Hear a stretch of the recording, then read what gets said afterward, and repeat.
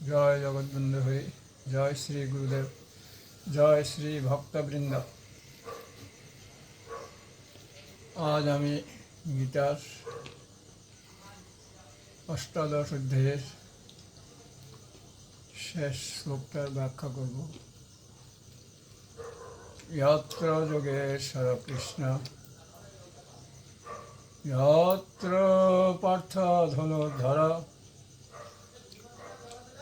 তত্র শ্রী বিজয়ভূতি ভূতি ধ্রুবমতি মম।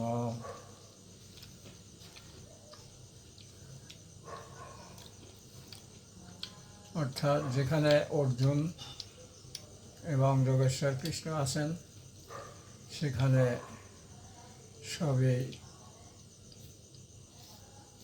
ধর্মনীতি, সব শুভ মঙ্গল, জয় বিজয় সবই আছেন সেখানে, যেখানে কৃষ্ণ আর অর্জুন আছেন। আমাদের সংসারটা হচ্ছে একটা যুদ্ধক্ষেত্র, কুরুক্ষেত্র। এই সংসারে আমরা সবসময় যুদ্ধ করছি। কুরুক্ষেত্রের যুদ্ধ হয়েছিল 18 দিন। তো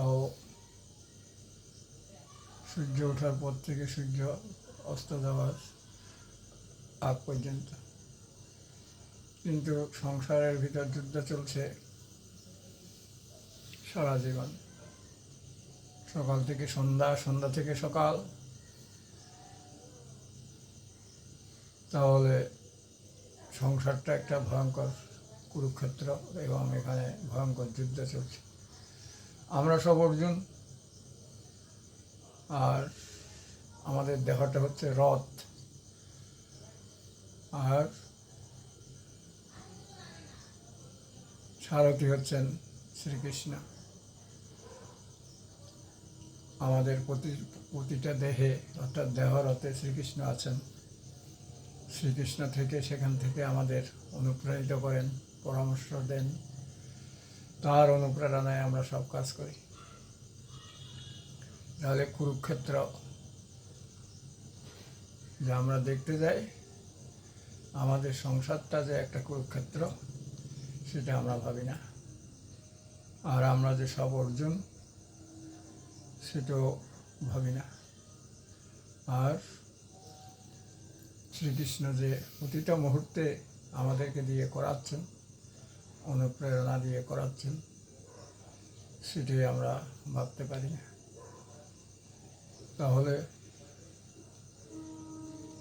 গীতা হচ্ছে আমাদের এই দেহতত্ত্ব, অর্থাৎ আমাদের গীতাতে যা যা ঘটনা, প্রতিটা জিনিস আমাদের সংসার জীবনে নিরন্তর ঘটছে।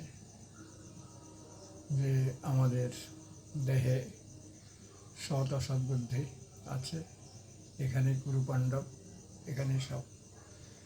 তাহলে আমরা কি করি?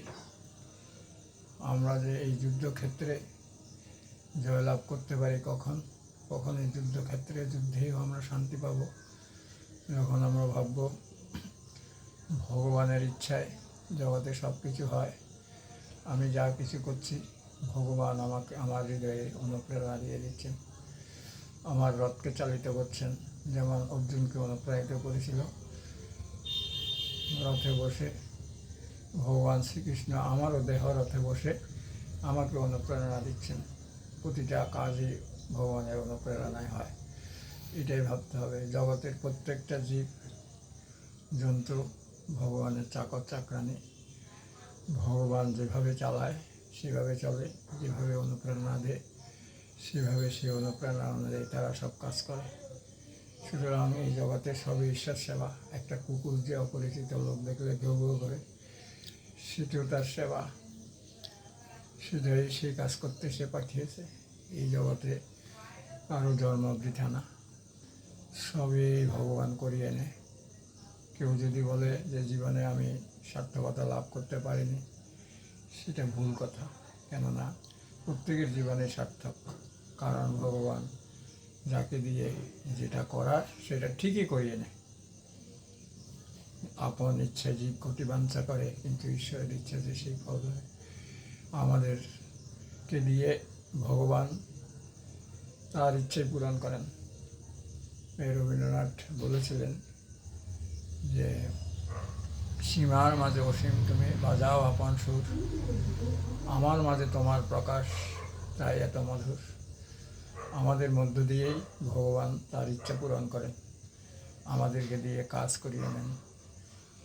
ভগবান আমাদেরকে দিয়ে পাপের কাজও করায়, পুণ্যের কাজও করায়, কিন্তু প্রতিটাই মঙ্গলজনক। এই জগতে যেটা আমরা পাপের কাজ বলি সেটাও মঙ্গলজনক, যেটা পুণ্যের কাজ বলি সেটাও মঙ্গলজনক। কারণ চুরি করে সেটা আমরা ভাবি যে পাপের কাজ, কিছু আসলে ভগবান যেটা করায় সেটা তো অমঙ্গল হতে পারে না। ঈশ্বর সর্বদা মঙ্গলম করতে, ঈশ্বর সবসময় মঙ্গল করে। সমস্ত জগতে যত ঘটনা ঘটে সব ঘটনাই মঙ্গলময়, কারণ ঈশ্বরের ইচ্ছা হয়, ঈশ্বরের ঘটায়।